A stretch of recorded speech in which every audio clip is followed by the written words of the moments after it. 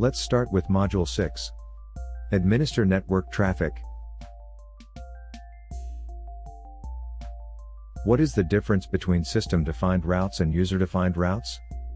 Give an example where each type of route would be used.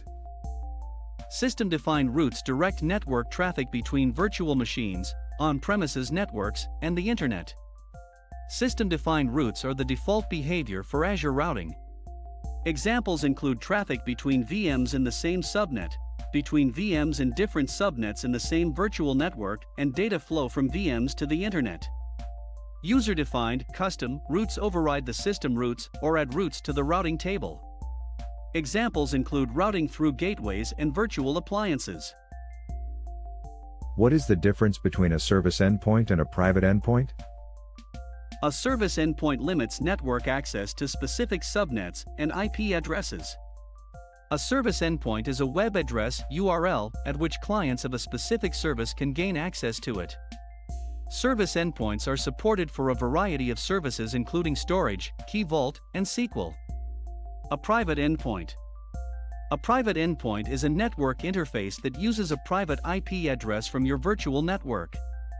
This network interface connects you privately and securely to a service through a private link. Private link integrates with on-premises and peered networks. What is a load balancer and what two types of load balancer does Azure provide?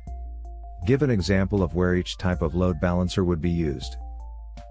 A load balancer distributes inbound and outbound traffic using load balancing rules and health probes. There are two types of load balancers, public and internal.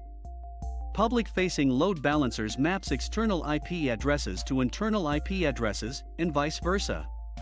Public load balancers handle external requests to backend resources, like SQL servers. Internal load balancers direct traffic only to resources inside a virtual network or that use a VPN.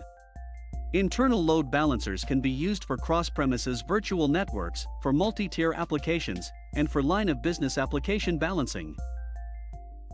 Your retail application allows customers to select and save items for purchase. It is important if the customer returns to the website that they are connected to the same virtual machine they previously used. What distribution methods does the load balance have to handle these requests? Session persistence specifies how client traffic is handled. The default is that requests are handled by any machine. The client IP requests will be handled by the same virtual machine. Client IP in protocol specifies that successive requests from the same address and protocol will be handled by the same virtual machine. Your website uses static image and video. The images and video are located on different backend servers. What solution would you put in place to handle the requests?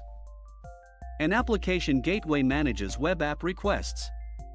The application gateway can route traffic to a pool of web servers based on the URL of a request. In this case, path-based routing can send URL images to one server and URL videos to another server.